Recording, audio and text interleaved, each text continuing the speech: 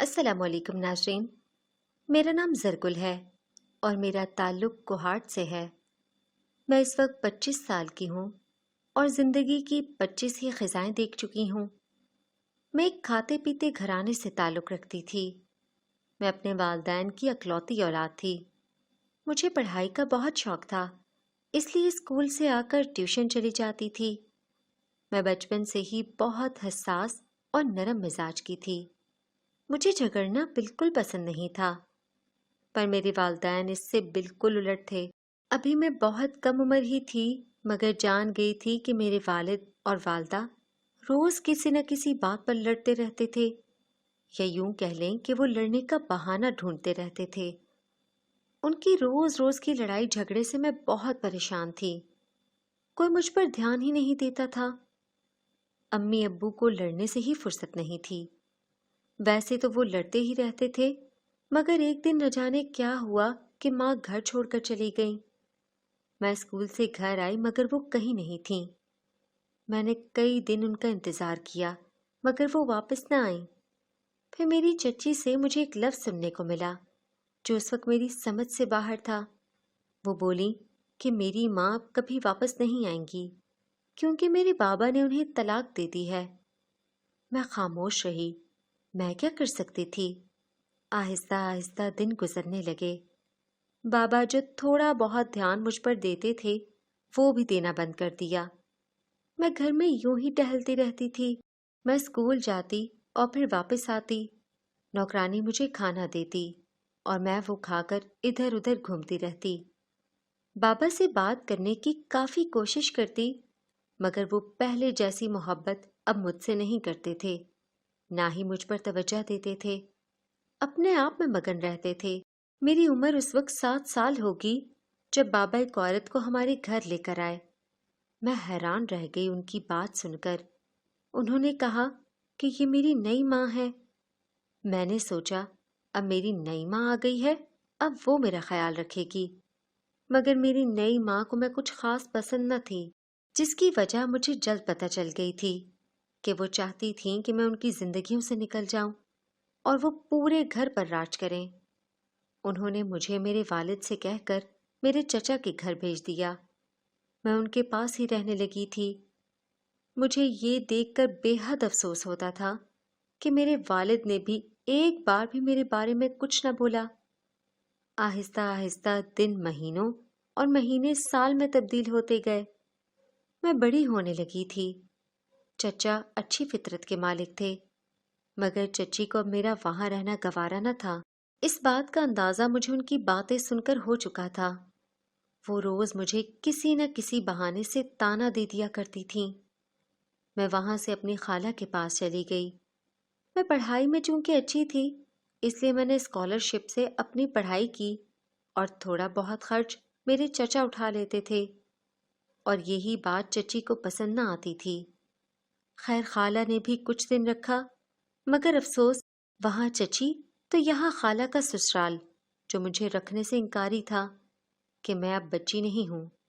وہ یہ سوچ کر رکھتے تھے کہ میں کہیں بھاگ نہ جاؤں اور ان کی بدنامی نہ کروا دوں۔ خیر میں نے اپنی پڑھائی مکمل کر ہی لی تھی۔ میں اب ایک جاب کی تلاش میں تھی۔ مجھے خود کے لیے بھی تو کچھ کرنا تھا۔ وقت کے ساتھ ساتھ میں اب اپنے بابا کو بھول چکی تھی، کیونکہ اس دن کے بعد سے انہوں نے میری خبر تک نہ لی۔ اب تو ان کی شکل بھی اچھے سے یاد نہ تھی۔ مجھے میری ماں 6 سال کی عمر میں چھوڑ گئی تھیں اور انہوں نے بھی پلٹ کر خبر نہ لی تھی۔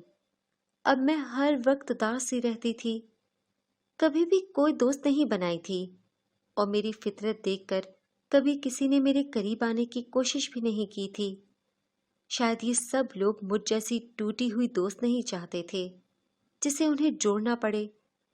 اسی طرح میری زندگی گزر رہی تھی، اور زندگی اتنی بے رونق تھی کہ کبھی کبھی میں سوچ میں پڑ جاتی تھی کہ کیا کوئی مجھ سے بھی زیادہ مایوس انسان ہوگا، جس کی زندگی میں کوئی رنگ نہیں ہے، کوئی امید نہیں ہے۔ لیکن دوسرے ہی پل جب میں اپنے سے نیچے دیکھتی تو سوچتی کہ میں کئیوں سے بہتر ہوں۔ انہی محرومیوں میں بڑی ہو رہی تھی، اور مجھے پتہ نہیں چلا کہ کب ایک احساس کمتری میری شخصیت کا حصہ بن گیا۔ میں کسی کے سامنے اپنی بات نہیں رکھ سکتی تھی، بلکہ اپنے پر ہوتا ظلم بھی آسانی سے سہ جاتی تھی، کیونکہ مجھے ایسا لگتا تھا کہ میں بولوں گی تو مجھ سے کچھ غلط ہو جائے گا، یا پھر اگلا تو مجھ سے اونچا ہے، وہ مجھے ہرا دے گا۔ مجھے کبھی کسی نے یہ نہیں سکھایا تھا کہ اپنے حق کے لیے مجھے خود بھی کچھ کرنا پڑے گا۔ اور پھر میری زندگی میں ایک دم ہی ایک ہلچل ہوئی اور کوئی ایسا آیا جس نے مجھے جینا سکھایا اور اپنے حق کے لیے بولنا سکھایا۔ میں آج بھی جب وہ سب سوچتی ہوں تو میرے ذہن میں آتا ہے کہ میں کس قدر بے وقوف تھی جو اپنے جذبات کی روح میں ایسے بہہ گئی۔ لیکن پھر میرے ساتھ جو واقعہ ہوا تھا اس نے میری آنکھیں کھول کر رکھ دیں۔ مجھے ایک لڑکی پسند آ گئی تھی جسے میں اپنی دوست بنانا چاہتی تھی۔ اس کا نام سائرہ تھا اور اس نے مجھ سے دوستی کر بھی لی تھی۔ ہم دونوں ہر وقت ساتھ ساتھ رہتی تھیں اور سب ہمیں ہنسوں کی جوڑی کہتے تھے۔ ایک دوسرے کے دکھ سکھ کے ساتھی بنتے ہمیں پتہ ہی نہیں لگا کہ ہم کب ایک دوسرے کے اتنا قریب آ گئے۔ اور پھر ایک دن اس نے مجھے کہا کہ میں تمہاری ساری مشکلیں حل کرنا چاہتی ہوں۔ میں نے حیرت سے اسے دیکھا تو اس نے مجھے کہا کہ تم مجھے غلط مت سمجھنا، لیکن میں چاہتی ہوں کہ میں تمہیں اپنی بھابھی بنا لوں۔ مجھے یہ مذاق ہی لگا تھا، کیونکہ عموماً لڑکیاں ایسی باتیں اپنی دوستوں سے کرتی رہتی ہیں، اس لیے میں نے یہ بات ٹالنے کی کوشش کی، لیکن وہ اپنی بات پر پکی ہو گئی اور مجھے کہا کہ ایک دفعہ میرے بھائی سے بات کر لو یا مل لو، میری موجودگی میں ہی مل لینا، وہ تمہیں کچھ نہیں کہیں گے، بلکہ ہم تو تمہاری عزت کریں گے۔ پتہ نہیں کیوں لیکن میں مان گئی تھی۔ سائرہ ہر وقت اپنے گھر میں میرا ہی ذکر کرتی رہتی تھی، اس لیے ایک دن اس کے بھائی نے مجھے دیکھنے کی ضد کی تو حیران رہ گئے، کیونکہ میں بہت حسین تھی، اور پھر میرے ساتھ شادی کے لیے بضد ہو گئے۔ ہم لوگ ملے تو انہوں نے مجھے بہت عزت دی اور میں بھی ان کی دیوانی ہو گئی، کیونکہ مجھ سے تو کبھی کسی نے ٹھیک سے بات تک نہیں کی تھی۔ میرے لیے یہ باتیں ہی غنیمت تھیں، اور پھر میں اس کے ساتھ فون پر بھی باتیں کرنے لگی۔ پھر ایسا نشہ چڑھا کہ اس کی محبت میں جلد ہی پور ڈوب گئی، لیکن میں بھول گئی تھی کہ میں اپنی حیثیت سے زیادہ اونچا اڑ رہی ہوں، اور جو جتنا اونچا اڑتا ہے اسے اتنی ہی جلدی منہ کی کھانی پڑتی ہے۔ پھر میرے ساتھ بھی کچھ ایسا ہی ہوا۔ میں نہیں جانتی کہ میری چچی کو کیسے پتہ لگا کہ میں کسی کو پسند کرتی ہوں، لیکن جب انہیں پتہ لگا تو انہوں نے گھر سر پر اٹھا لیا اور ہر کسی کو 4 کی 8 لگا کر بتایا۔ مجھ سے موبائل چھین لیا گیا کہ امی کو یہ رشتہ پسند نہیں تھا، وہ اس کے بھائی کی شادی اپنی بہن کی بیٹی سے کرنا چاہتی تھیں، اس لیے انہوں نے صاف منع کر دیا تھا، اور اس کے بھائی نے بھی میرے لیے کوئی سٹینڈ نہیں لیا اور چپ چاپ خاموش ہو گیا۔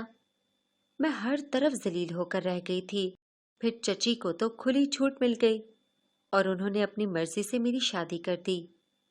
وہ آدمی مناسب سا تھا، نہ عمر زیادہ بڑی تھی اور نہ ہی کچھ اور تھا۔ پہلے ہی دن اس نے مجھ سے کہا کہ مجھے جلدی سے اولاد چاہیے تاکہ ہم آگے بھی اچھی زندگی گزار سکیں۔ انسان کی زندگی کا کوئی بھروسہ نہیں ہوتا۔ میں نہیں چاہتا کہ اولاد دیر سے ہو اور اسے ماں یا باپ کا سکھ نہ مل سکے۔ ابھی تم بھی جوان ہو، مجھ میں بھی سکت ہے، دونوں بچے کو اچھے سے پال سکیں گے۔ میں بھی مان گئی، لیکن ماں نہیں بن پا رہی تھی۔ ہم نے کئی کوششیں کی، لیکن پتہ نہیں کیا ہو رہا تھا۔ شوہر کا رویہ بھی مجھ سے بدل رہا تھا۔ میں حیران تھی کہ یہ کایا کیسے پلٹ گئی۔ وہ تو مجھ سے بالکل بھی بدگمان نہیں تھا اور بہت ہی اچھا رویہ رکھتا، بلکہ میری ہر ضرورت پوری کرتا تھا، اور اتنا خیال رکھتا تھا کہ مجھے دکھ ہوتا کہ میں نے کبھی کسی سے پیار کیوں کیا تھا۔ لیکن اب جب میں کئی کوششیں کرنے کے بعد بھی ماں نہیں بن رہی تھی تو شوہر کا رویہ بھی بدل رہا تھا، اور اس وجہ سے میں بھی چڑچڑی ہو رہی تھی۔ شادی کو دوسرا مہینہ شروع ہو چکا تھا، لیکن میں ایک بار پھر سے مایوس ہو گئی تھی۔ تبھی ایک دن میرا دیور میرے پاس آیا اور کہا، میں جانتا ہوں کہ آپ کافی پریشان ہیں۔ میں نے حیرت سے اس کی طرف دیکھا۔ وہ تقریباً میرا ہی ہم عمر تھا، یا شاید 2 سال بڑا ہی تھا۔ پیارا بھی بے حد تھا، لیکن میرا دیور تھا، اس لیے میرے ذہن میں اس کے بارے میں کوئی بھی غلط خیال نہیں آیا تھا۔ اس نے مجھے آ کر کہا کہ دیکھیں، میں جانتا ہوں کہ بھائی کو جلدی اولاد چاہیے، لیکن آپ ماں نہیں بن پا رہی، اس لیے میں آپ کو ایک دوا دیتا ہوں جس کے بعد آپ بہت ہی جلدی حاملہ ہو جائیں گی۔ میں بھی فوراً مان گئی اور یقین کر لیا، کیونکہ اس وقت مجھے بس کسی بھی طرح حاملہ ہونا تھا۔ اور پھر دیور نے ایک دوائی لا کر دی جسے بس سونگھنا ہوتا تھا۔ میں وہ دوا صبح شام اٹھتے بیٹھتے سونگھتی تھی، لیکن کچھ بھی نہیں ہوتا تھا۔ میں اب مزید مایوس ہو رہی تھی اور ٹینشن بھی بڑھتی جا رہی تھی۔ ایک دن میں نے سوچا کہ کیوں نہ میں کسی ڈاکٹر سے پتہ کروں، یا پھر کسی ایسے انسان سے جسے ان سب چیزوں کا پتہ ہو۔ اور پھر ایک دن میں ایسے ہی بازار چلی گئی، لیکن ڈاکٹر کوئی بھی موجود نہیں تھا، اس لیے میں نے ایک میڈیکل اسٹور سے پتہ کیا، اور اس بھائی نے مجھے اتنی حیرت سے دیکھا۔ مجھے لگا اسے کوئی غلط فہمی ہوئی ہے۔ میں نے اسے کہا کہ کیا بات ہے، آپ ایسے کیوں دیکھ رہے ہیں؟ وہ کہنے لگے، یہ بات جا کر اپنے شوہر سے پوچھو، مجھ سے نہ پوچھو، جس نے یہ دوا تمہیں سونگھنے کو دی ہے۔ میں بڑا حیران ہوئی اور پھر شوہر کا انتظار کیا کہ آج اسی سے پوچھوں گی۔ جب وہ آیا تو میں نے اسے وہ دوا دکھائی۔ وہ مجھے حیرت اور غصے سے دیکھنے لگا، میرے بال پکڑ لیے اور مجھے دیوار سے لگا دیا، اور کہنے لگا، کیسی عورت ہے تو؟ عورتوں کا بڑا خیال ہوتا ہے اپنے مردوں کا، لیکن تو کیسی گھٹیا عورت نکلی جسے عزت ہی راس نہیں آئی۔ میں نے اسے دوبارہ پوچھا تو اس نے مجھے ایک چانٹا مارا اور کہا کہ یہ وہ دوا ہے جس سے مرد عورت سے دور رہتا ہے، اور اس سے وہ مادے نہیں ہوتے کہ عورت ماں بن سکے۔ میں بہت حیران ہوئی، چاہا کہ اپنے شوہر کو بتا دوں کہ یہ سب دیور کا کیا دھرا ہے، لیکن شوہر نے میری ایک نہ سنی اور مجھے غصے سے تہہ خانے کی طرف لے گیا اور کہا، اب اوقات پر واپس آ جا اور بھگت جو تو نے کیا ہے۔ اس نے مجھے اس تہہ خانے میں پھینک دیا۔ میں حیران رہ گئی، کیونکہ وہاں تو میرے علاوہ اور بھی لڑکیاں موجود تھیں۔ میں ان سے پوچھنا چاہتی تھی کہ یہ سب کیا ہے، لیکن کوئی بھی اس حال میں نہیں تھی کہ جواب دیتی۔ میں بھی ایک کونے میں بیٹھ کر رونے لگی اور بالکل نا امید ہو چکی تھی۔ دل ہی دل میں دیور کو بددعائیں دے رہی تھی، لیکن پھر اسی وقت دروازہ کھلا اور دیور پولیس کے ساتھ اندر آیا اور ان سب عورتوں کو بازیاب کروایا۔ تب مجھے علم ہوا کہ میرا شوہر تو عورتوں سے جھوٹا نکاح کرتا تھا اور ان سے بچے لیتا تھا، ہر بچہ لاکھوں کا بکتا۔ وہاں موجود کئی لڑکیاں حاملہ تھیں اور کچھ ابھی ابھی فارغ ہوئی تھیں، اس لیے وہ مجھ پر زور دے رہا تھا، کیونکہ اگر میں بچہ نہ دیتی تو اس کے کسی کام کی نہ تھی۔ میرا دیور اس کا ستیلا بھائی تھا اور سب کچھ جانتا تھا، اس لیے اس نے مجھے وہ دوائی دی تاکہ میں ماں نہ بن سکوں اور میری زندگی تباہ نہ ہو۔ مجھے بہت رونا آیا، کیونکہ میرا آخری صاحبان بھی جا چکا تھا۔ تب دیور نے مجھے عزت دی اور میرے ساتھ نکاح کر لیا، اور اب کئی سال اس بات کو گزر چکے ہیں۔ ہم دونوں اپنے گھر میں بہت خوش ہیں۔ میرا پہلا شوہر پھانسی کی سزا پا کر واصل جہنم ہو چکا ہے، اور میں شکر کر رہی ہوں کہ اتنی غلطیوں کے بعد بھی میرے رب نے میرا بھرم رکھ لیا۔